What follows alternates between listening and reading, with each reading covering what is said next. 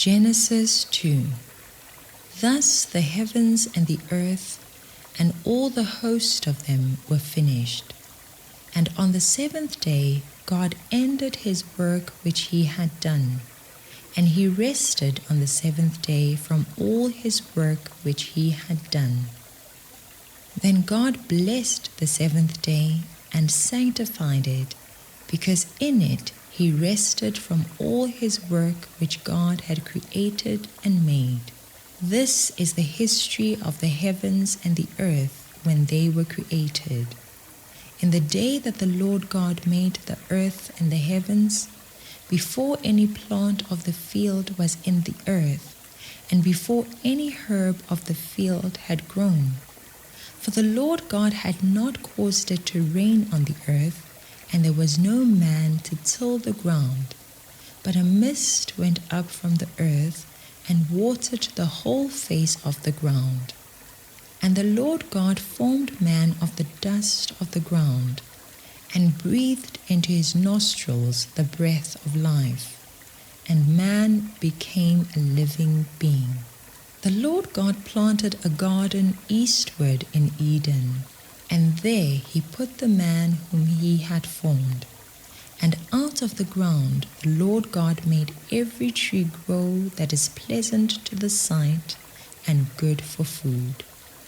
The tree of life was also in the midst of the garden, and the tree of the knowledge of good and evil. Now a river went out of Eden to water the garden, and from there it parted and became 4 river heads. The name of the first is Pishon. It is the one which skirts the whole land of Havilah, where there is gold, and the gold of that land is good. Bdellium and the onyx stone are there. The name of the second river is Gihon. It is the one which goes around the whole land of Cush. The name of the third river is Hiddekel. It is the one which goes toward the east of Assyria. The fourth river is the Euphrates. Then the Lord God took the man and put him in the Garden of Eden to tend and keep it. And the Lord God commanded the man, saying, Of every tree of the garden you may freely eat, but of the tree of the knowledge of good and evil you shall not eat, for in the day that you eat of it you shall surely die. And the Lord God said, It is not good that man should be alone. I will make him a helper comparable to him.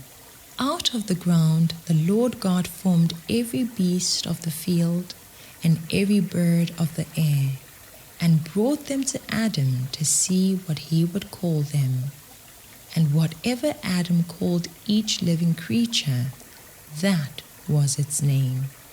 So Adam gave names to all cattle, to the birds of the air, and to every beast of the field.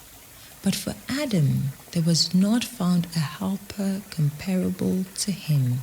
And the Lord God caused a deep sleep to fall on Adam, and he slept. And he took one of his ribs and closed up the flesh in its place. Then the rib which the Lord God had taken from man he made into a woman, and he brought her to the man. And Adam said, This is now bone of my bones, and flesh of my flesh. She shall be called woman, because she was taken out of man. Therefore a man shall leave his father and mother, and be joined to his wife, and they shall become one flesh. And they were both naked, the man and his wife, and were not ashamed.